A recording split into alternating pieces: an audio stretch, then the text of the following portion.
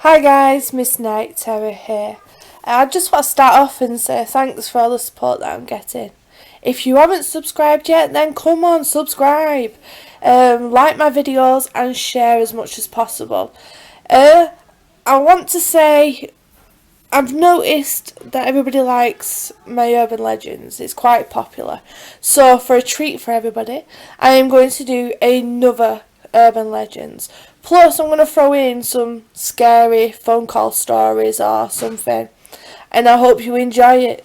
So please let us know what you think in the comments below, and I'll see you soon. Bye!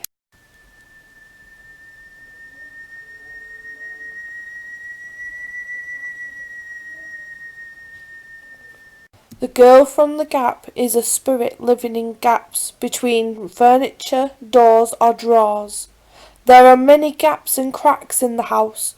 If one day you meet her gaze, she will ask you to play hide and seek. The second time you see her eyes in a gap, you will be taken to another dimension, or to hell.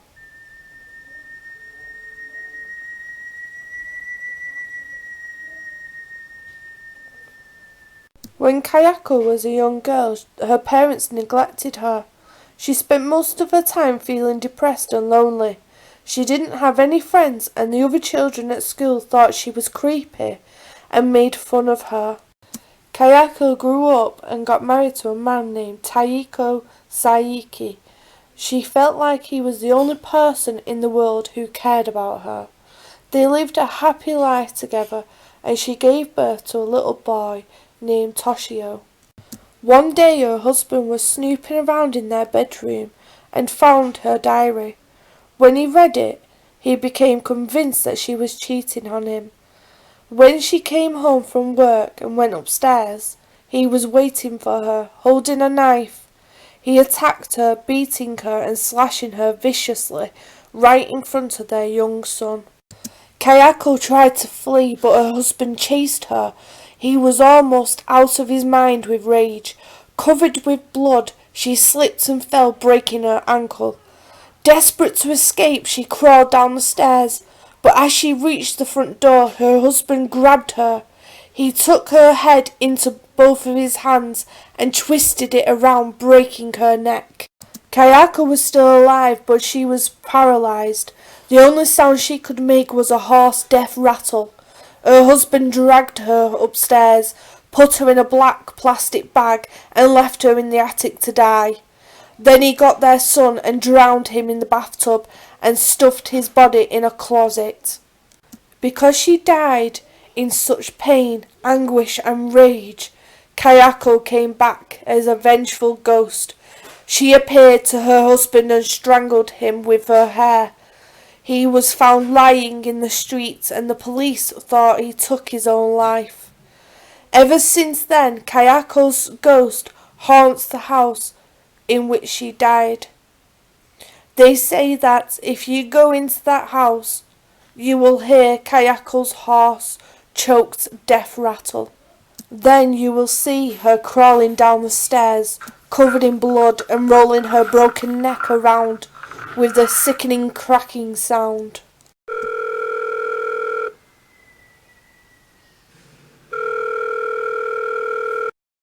In 1970s, Bashir left his hometown and opened up a successful Moroccan restaurant in Washington, D.C. He was living the American dream, but in 1983 he became the target of the insane, non-stop stream of threatening phone calls that came several times a day, every day. In most harassment campaigns, the trolls get bored and move on to something else.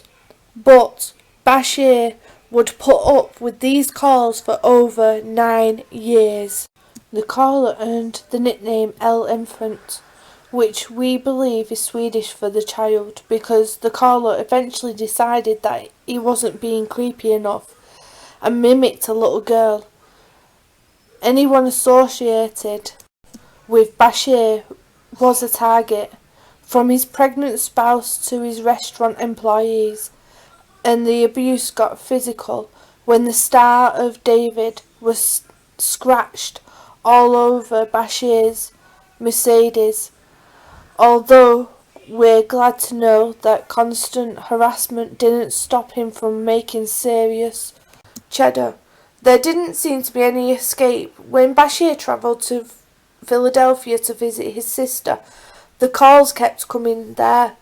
Things got so bad he suffered a mental breakdown and committed himself into a psychiatric ward.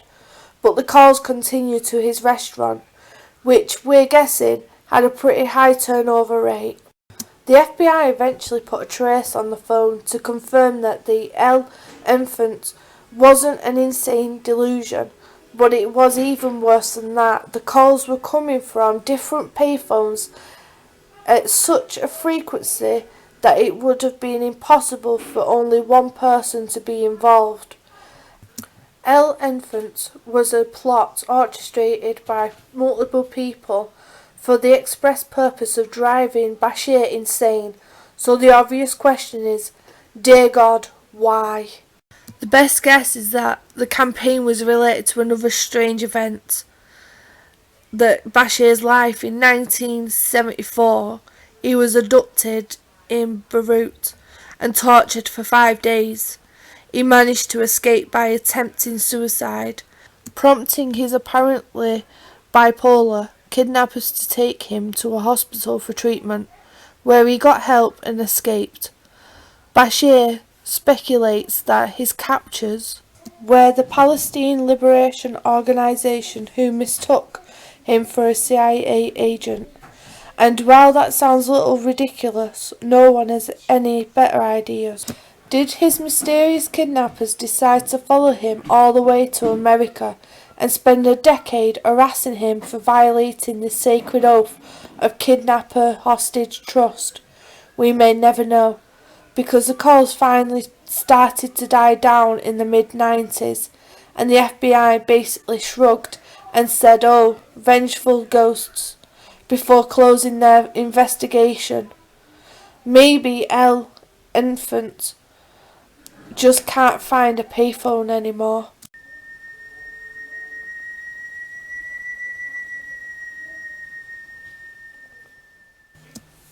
So I worked at a sandwich shop. Anyway, I was getting ready to close at 10 p.m. It was 9:55 p.m. and the bell rings, letting me know someone came in. I grumble a little because I'm tired and head to the front. This little boy, probably 7 or 8, is standing in front of the counter. He's wearing this old-fashioned jacket and a red baseball cap. I say, "Hello, what can I do for you tonight?" like I usually do. He just stares at me like I grew a second head. I stare back confused. "I have to use the restroom," he says, and runs back to where the restrooms are. I hear the door squeal open and slam shut. At this point I'm a little aggravated because I'm getting ready to close and I don't want to have to wait on this little brat, whose parents couldn't even be bothered to come in with him. So I start to close. I turn off the open sign and head to the back to do some quick dishes, thinking I'll just lock the door behind the little boy when he leaves.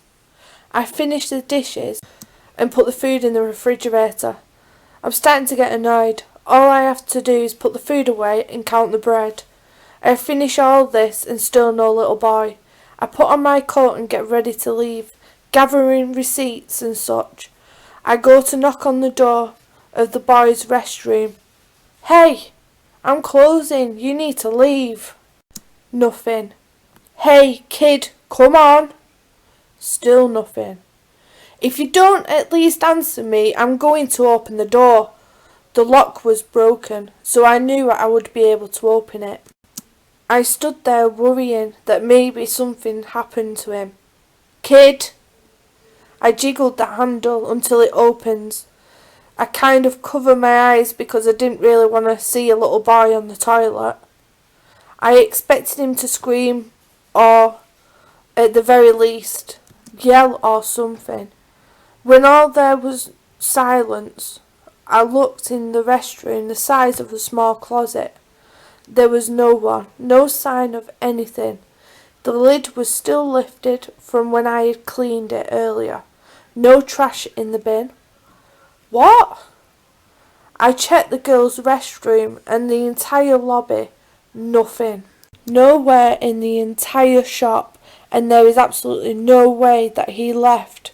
It's impossible that he left because I've worked there long enough that the doorbell is a Pavlovian response and you can hear it clearly everywhere in the store.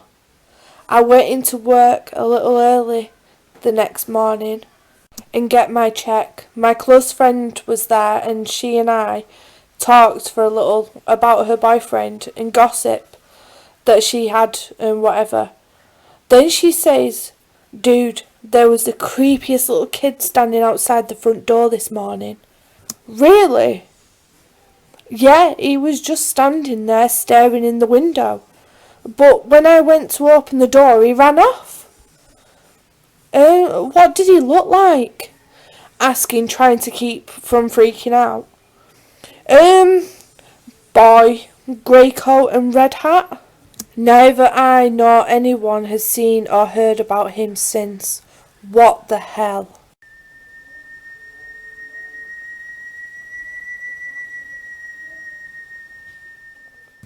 A young girl desperately wanted to get her ears pierced. Her parents said she was too young, but she pleaded with them, saying that all the other girls in her class had pierced ears. Eventually, her parents relented and agreed to let her do it. They gave her some money and told her to go to the local mall and get her ears pierced in a jewellery store. Instead, the girl decided to keep the money and do the piercing herself. She got her best friend to help her do it. They heated up a large needle and stuck it through both of the girls' earlobes. It was quite painful, but in the end, her ears were pierced, and she was delighted to be able to wear earrings. However, a few days later, the girl was in school when she began to feel a pain in her left ear. Her earlobe was extremely itchy. During break time, she went into the bathroom and looked in the mirror. Her earlobe was red and inflamed. She began scratching at it. When she looked closely, she saw that it looked like the end of a piece of white string sticking out of the hole in her earlobe. Thinking it was very strange, she started picking and pulling at it. After a few minutes, there was a long piece of white string hanging out of her pierced earlobe. There didn't seem to be any end to it. Finally, she got a pair of scissors and cut the string. Suddenly, everything went black. She couldn't see. She was rushed to the emergency room of the local hospital, where the doctors examined her. When she told the doctors what had happened, he was shocked. "I'm sorry. You will be blind for the rest of your life," he said. "That wasn't white string. That was your nerve."